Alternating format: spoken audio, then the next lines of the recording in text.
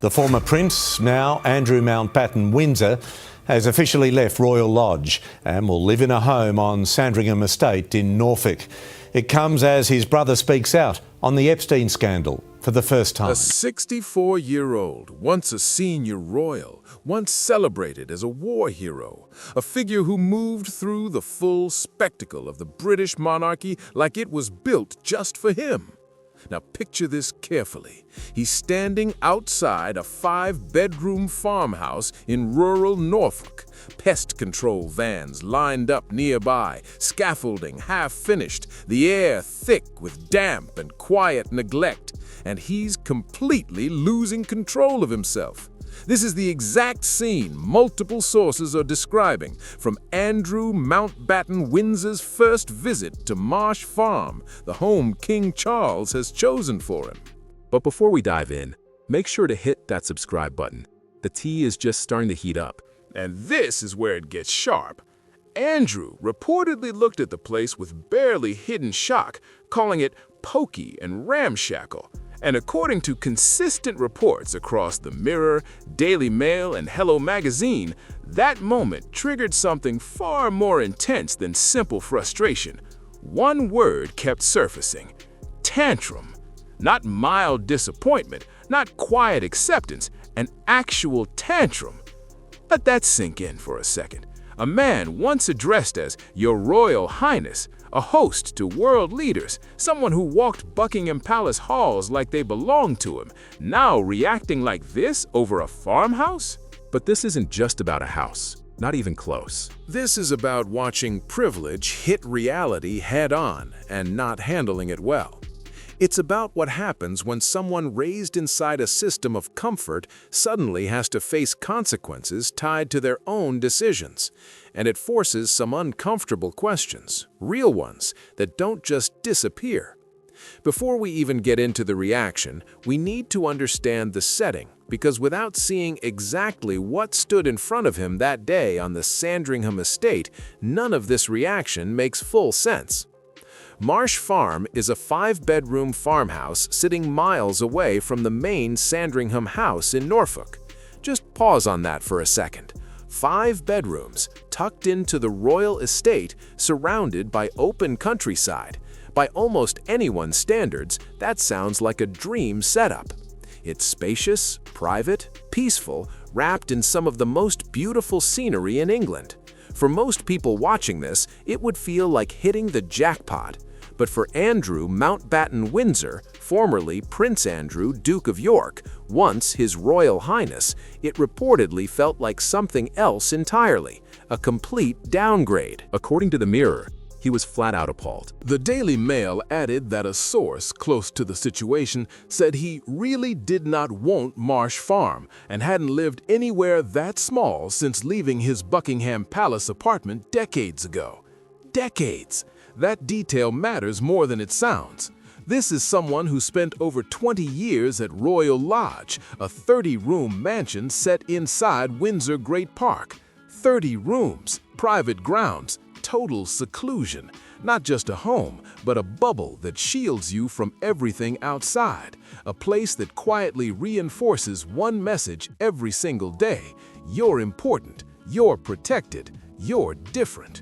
Now that same person is being asked to downsize to a 5-bedroom farmhouse, and the reaction says more than any official statement ever could. But the real sting isn't just the size change. It's the condition.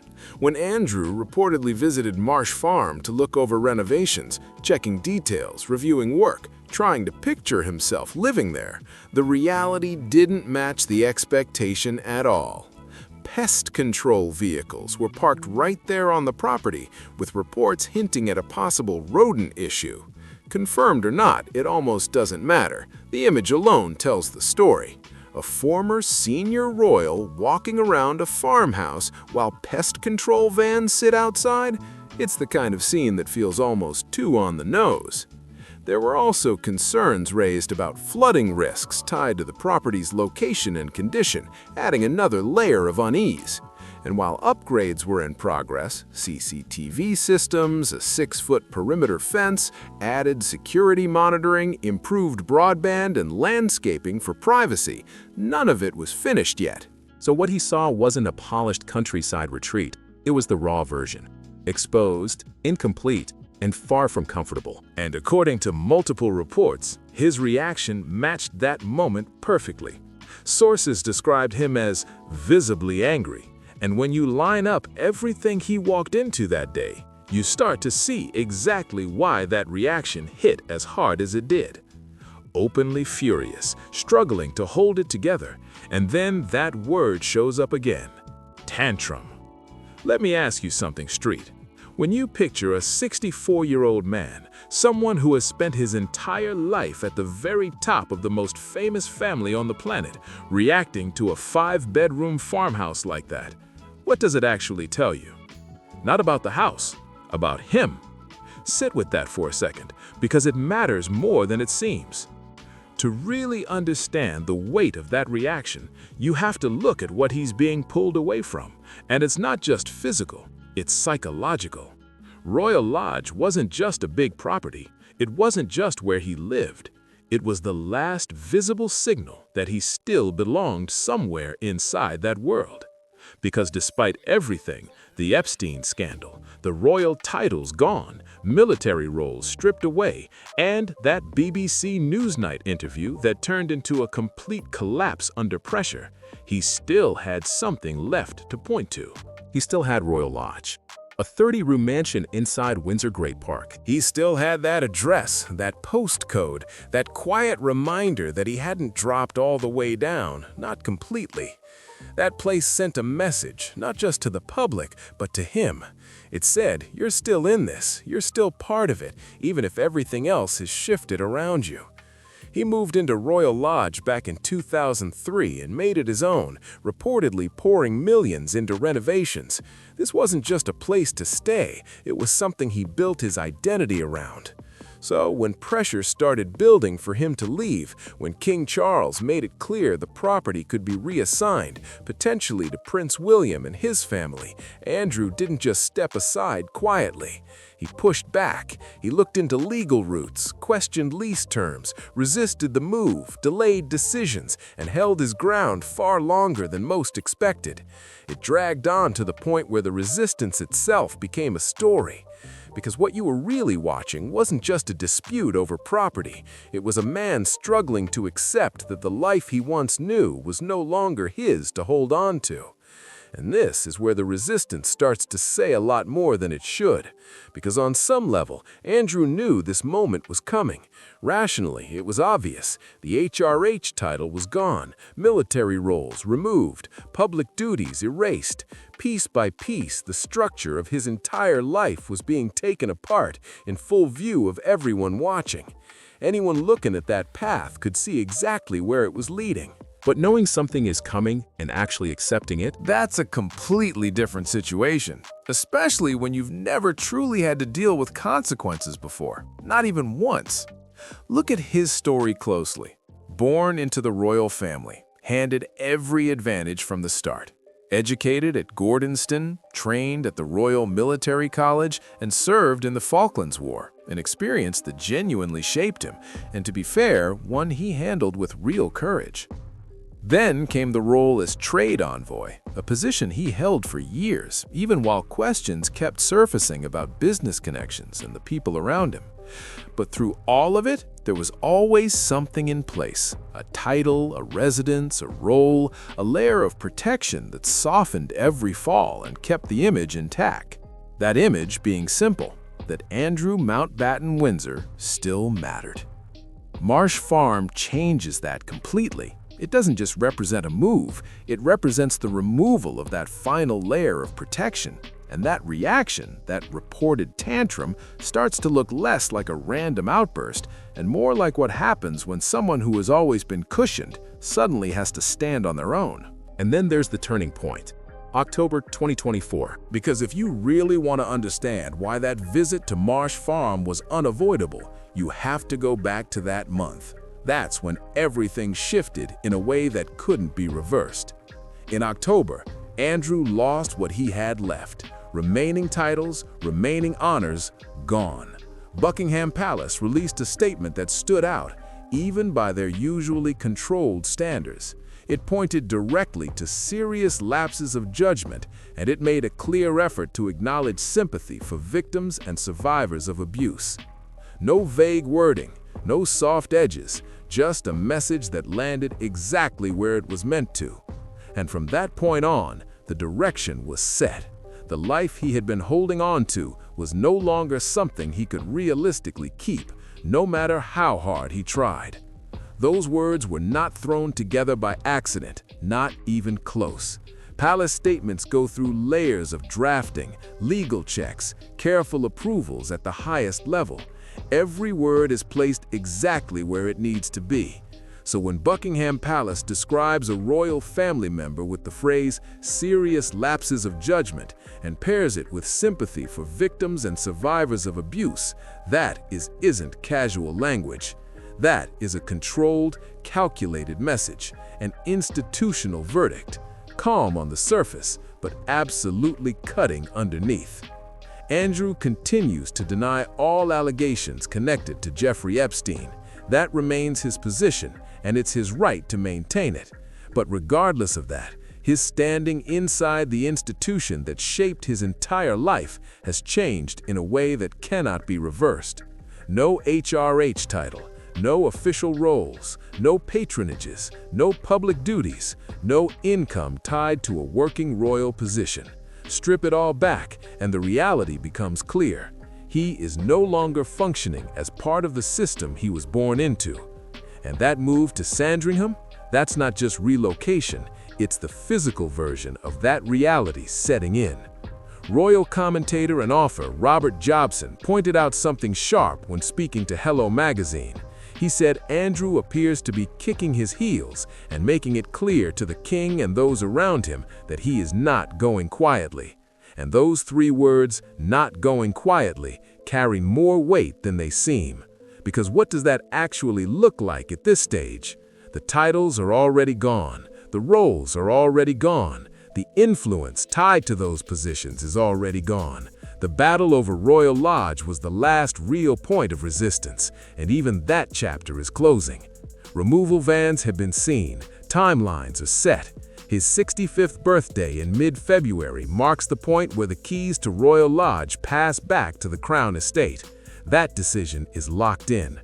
As Jobson made clear, this isn't a back and forth. It's not a negotiation, not a discussion, and definitely not something where Andrew's personal feelings change the outcome. This has already been decided by King Charles, by the institution itself, by forces far bigger than one former duke trying to hold on to what's left. And yet, the resistance is still there. The frustration is still visible. The reports of anger, of tension, even of those moments described as tantrums, they keep surfacing.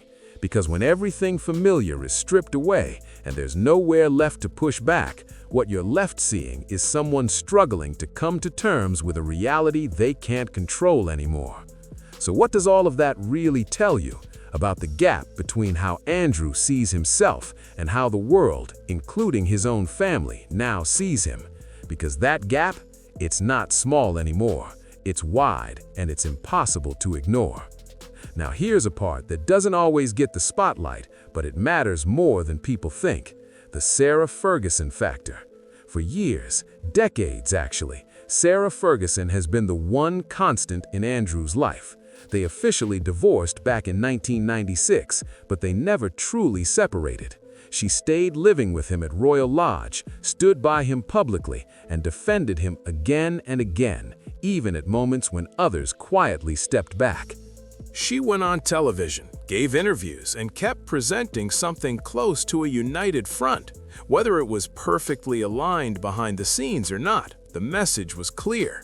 She was there, his defender, his companion, and in many ways proof that someone in his world still believed in him. And let's be honest, that arrangement was unusual. Two divorced people living together in a royal residence for nearly 30 years. It doesn't fit any standard explanation. But somehow, in its own way, it worked. And more importantly, it gave Andrew something solid to hold on to, the feeling that he wasn't completely alone. Now that picture looks very different. Multiple reports suggest that dynamic has shifted dramatically. Sarah is also expected to leave Royal Lodge, although where she ends up hasn't been clearly confirmed. And more importantly, the tone around their relationship has changed. Recent coverage doesn't describe them as a united front anymore. Instead, words like distance, separation, and cooling loyalty are starting to show up. Some outlets have even suggested that Fergie has cut him off completely, along with his daughter Eugenie. If that's accurate, even partially, the shift is huge. Because now this isn't just about losing a property, it's about losing the closest personal connections he had left. The two people who for years helped soften every setback, possibly stepping away at the same time. And then there's the part that almost feels unreal. Reports are now suggesting Andrew is considering dating again. Just take a second with that. A 64-year-old man, stripped of titles, removed from public life, leaving behind a 30-room mansion and potentially facing distance from the people closest to him, now looking to start something new on a personal level. It's the kind of detail that makes you stop and wonder, is this an attempt to move forward or a sign of someone trying to rebuild a version of life that no longer exists in the way it once did? So here's where it gets even more revealing. If Andrew is reportedly thinking about dating, then one of two things has to be true. Either he is so disconnected from his current reality that he genuinely believes new romantic prospects are his top priority right now, which points to a level of denial that runs deep, or this information is being pushed out deliberately by sources close to him, serving someone's agenda. Neither version paints a flattering picture, but both say a lot. Because whether that dating angle is real or carefully planted, the underlying message doesn't change. His support system is starting to fall apart. The one person who stood by him the longest may be stepping back, and without that presence, a man who has never truly had to stand alone is now being forced into exactly that position. And where does that leave him? In a 5-bedroom farmhouse in Norfolk. No titles, no formal role, no public standing, and a reputation that has taken hit after hit. That's not just a downgrade, it's isolation. And maybe, just maybe, that helps explain the reaction we've been hearing about. Not excuse it, just explain it. Because when everything that once defined you starts slipping away, the response isn't always measured. Sometimes it spills out in ways that are hard to ignore. Now here's where the story takes a turn that people don't quite know how to read. For months, there's been talk, quiet at first but now gaining real traction, that Marsh Farm might not be the final stop at all, that instead it could be temporary, a holding position before something bigger. And that's something? Bahrain. The idea isn't brand new, but the tone has shifted. What used to be brushed off as speculation is now being discussed with more seriousness. Reports point to Andrew's long-standing ties in the region, connections built during his time as a UK trade envoy. Business links, relationships, networks, some of which have raised eyebrows before, adding another layer to this entire situation. But here's the key part. The suggestion is that Bahrain offers something he can't find in Britain. Not just comfort, not just privacy, but distance. Distance from the British media, from the constant scrutiny, from the headlines that have followed every step of his fall in detail that's hard to escape. Because in Bahrain, the narrative shifts. He's not constantly framed as the disgraced royal figure. He becomes something else, a man with history in the region, with connections, with a form of status that isn't tied directly to royal titles. And if that move actually happens, it sends a strong signal. It suggests that on some level, Andrew has accepted that rebuilding any version of a stable life in Britain might not be possible anymore, that the weight of everything tied to his name here is too heavy, too visible, too permanent to move past within the same environment. So the only option left is to leave the entire story behind. But here's the part that isn't being asked enough. Would King Charles actually allow it? Because from the palace's point of view, there's a clear advantage. If Andrew relocates to Bahrain, a major issue quietly disappears. He's no longer in the UK, he's not showing up near royal events, he's not triggering fresh waves of headlines from Windsor or London. Out of sight, and for the palace, potentially out of the daily narrative. But situations like this are never that simple, because even distance doesn't erase the connection completely, and the question of how far that distance is allowed to go still hangs in the background. He wouldn't be near anyone, no close proximity, no daily oversight, out of sight, out of mind. That's one way to read it, but there's another side to this, and it's not nearly as simple. Andrew in Bahrain, surrounded by his own network, his long-standing connections, and a history of business dealings that have already raised serious questions. That opens up a completely different concern. Because at that point, is he still within any kind of reach from the palace? If he stays in Norfolk, at least there's distance, but still some level of proximity. Family can access him. There's still a sense, however small, of institutional awareness. But if he relocates to Bahrain, that changes everything. Who is he meeting?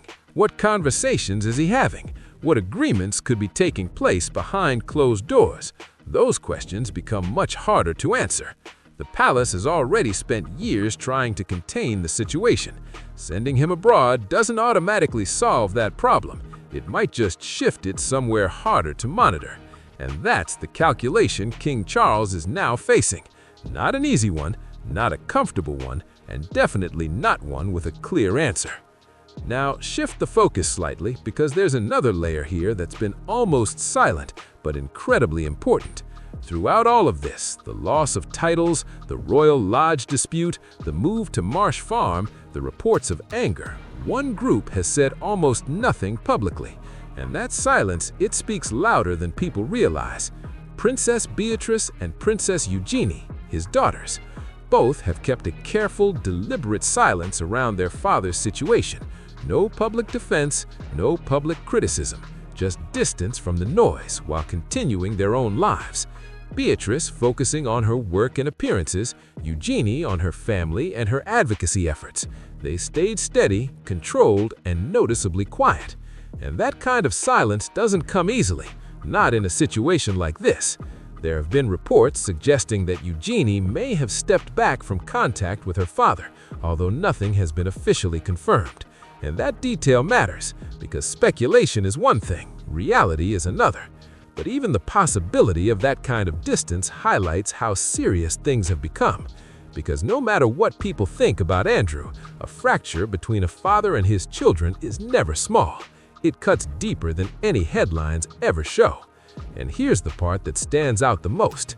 Their silence might actually be the most strategic move they have. By not defending him publicly, they avoid being pulled directly into the fallout surrounding him. They protect their own reputations from becoming tied to a situation they didn't create. But by not condemning him either, they avoid the appearance of turning their backs completely. It leaves space, however small, for whatever private relationships still exist behind the scenes. It's a careful balance, and it's not easy to maintain. They're walking a very narrow line, protecting themselves while not fully closing the door. And they're doing it quietly, without statements, without headlines, without turning their personal situation into another public story. That level of restraint stands out. And honestly, there's something a bit heavy about it. Because when the people closest to you decide that saying nothing is the safest option, that silence starts to feel like its own kind of answer. It's not a legal verdict. It's not even something formally declared, but it's real all the same. So what does that actually feel like? Try to picture it for a second. Standing there in front of that farmhouse, already angry, already watching your old life slip away piece by piece, and at the same time knowing your own daughters are choosing not to stand beside you publicly. That's not just a detail, that's personal. And it's not a throwaway question either.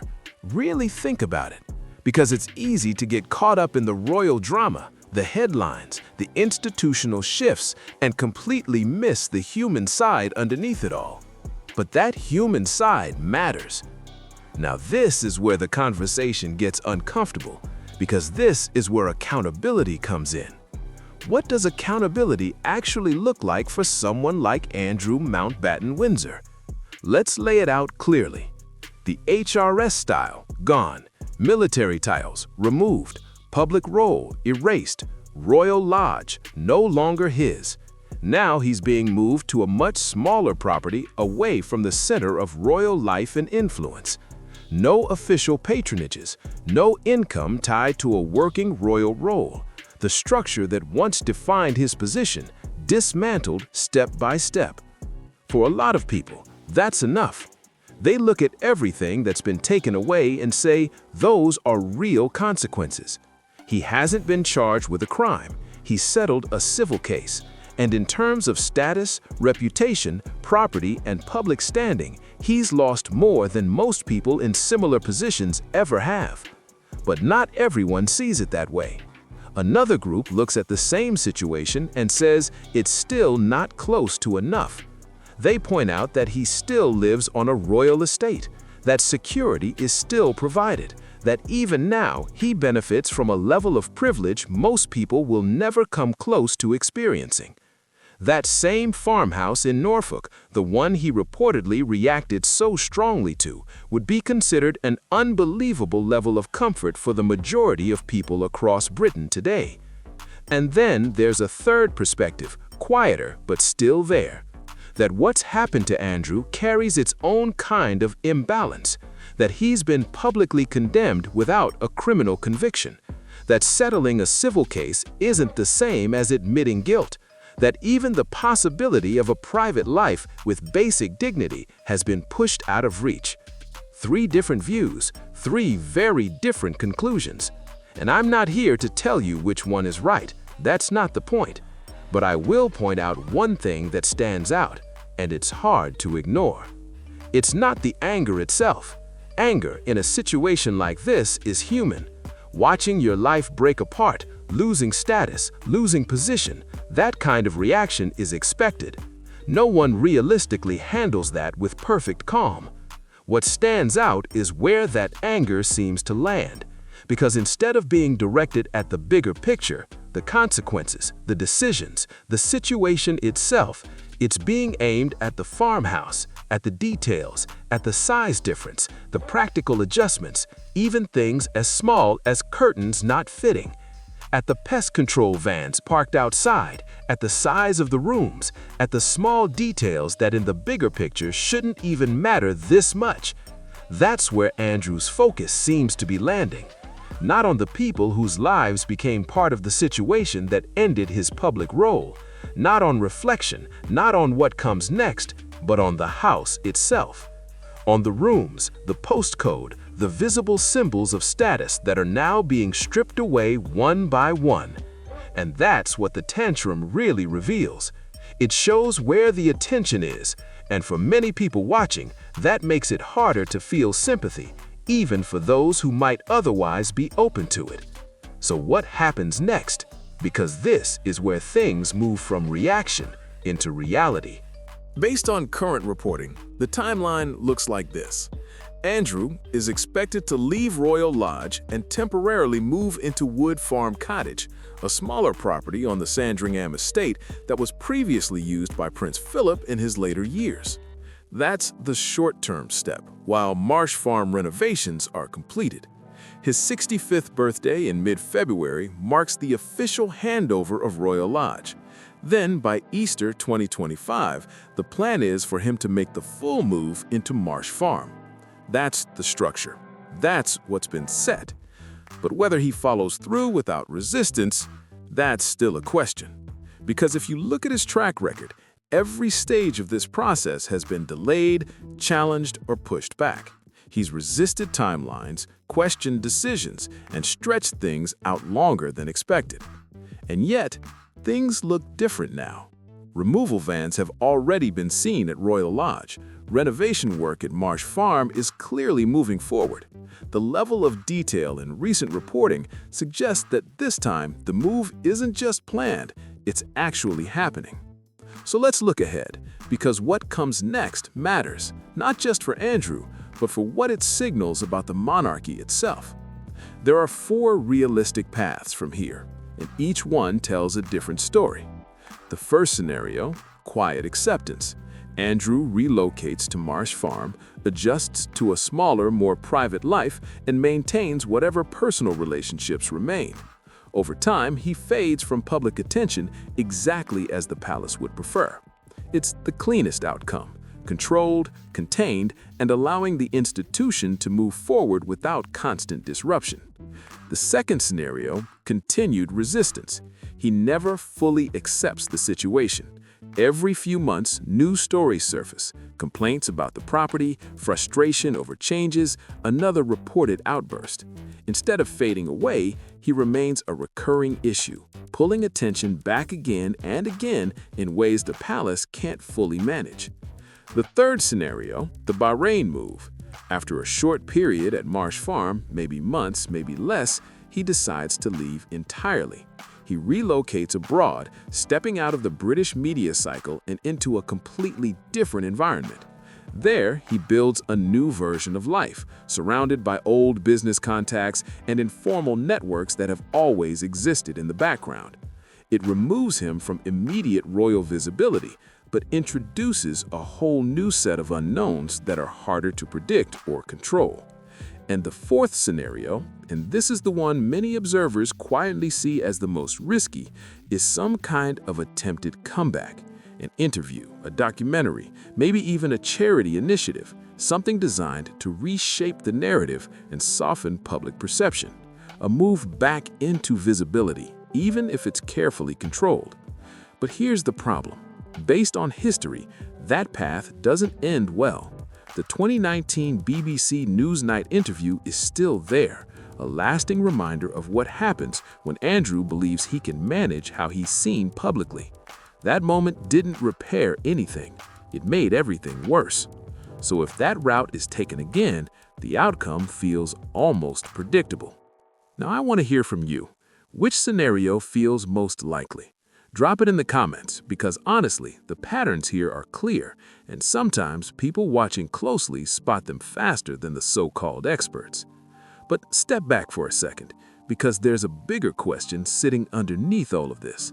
Beyond the farmhouse, the pest control vans, the reported tantrum, the Bahrain rumors, the silence from his daughters, what are we actually looking for here?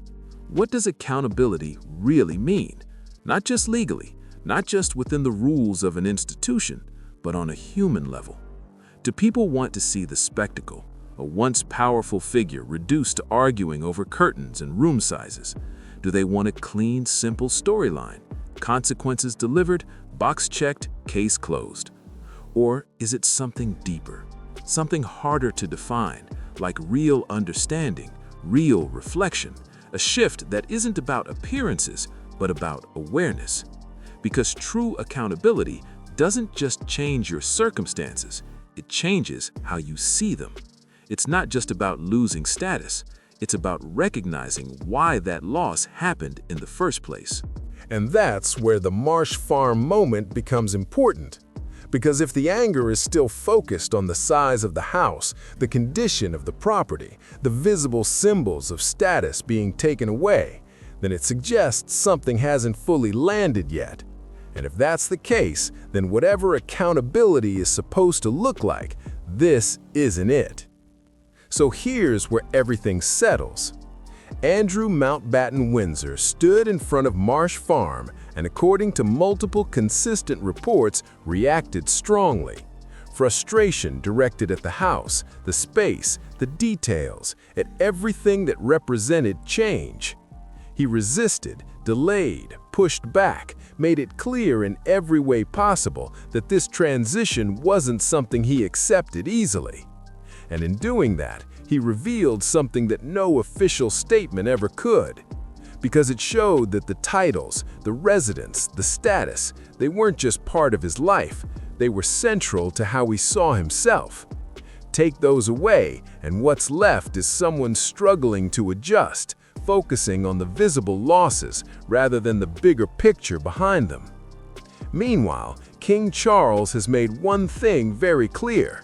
The institution comes first, and everything else follows after that. The slimmed-down monarchy isn't just a preference, it's policy, and no one, not even his own brother, sits outside that shift or above the idea of accountability. At the same time, you've got Prince William on the other side of the world, standing barefoot on a beach in Brazil, connecting with people who have no idea what Royal Lodge or Marsh Farm even are. That contrast says everything. One direction is rooted in status, history, and what used to be. The other is moving towards something leaner, more grounded, more connected to the real world. And right now, that gap between those two paths has never looked sharper. Andrew will move to Marsh Farm. The Easter deadline will come, the renovations will finish, and one morning he'll wake up in a 5-bedroom farmhouse in Norfolk with a reality he can't avoid anymore. And in that moment, the real question begins. Who is he? Without the rooms, without the titles, without everything that once defined him. That's not a small shift, that's everything. Because for the first time in his adult life, he may have to answer that question without any of the usual layers protecting him. Whether he rises to meet that moment or keeps pushing against it, that's what shapes how this story ends. And I want to hear what you think. 3 quick questions before you go.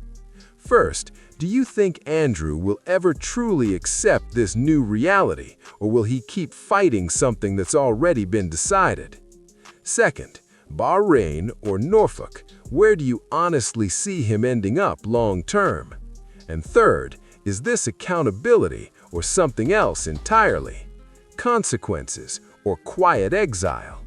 Drop your answers in the comments below. This community doesn't just watch these stories, it actually thinks through them, and that's what makes it different. If this made you stop and think, hit like. Subscribe if you haven't already, because this story is still unfolding and there's more to come. And share this with someone who has an opinion, because let's be honest, everyone has one when it comes to Andrew. See you in the next one.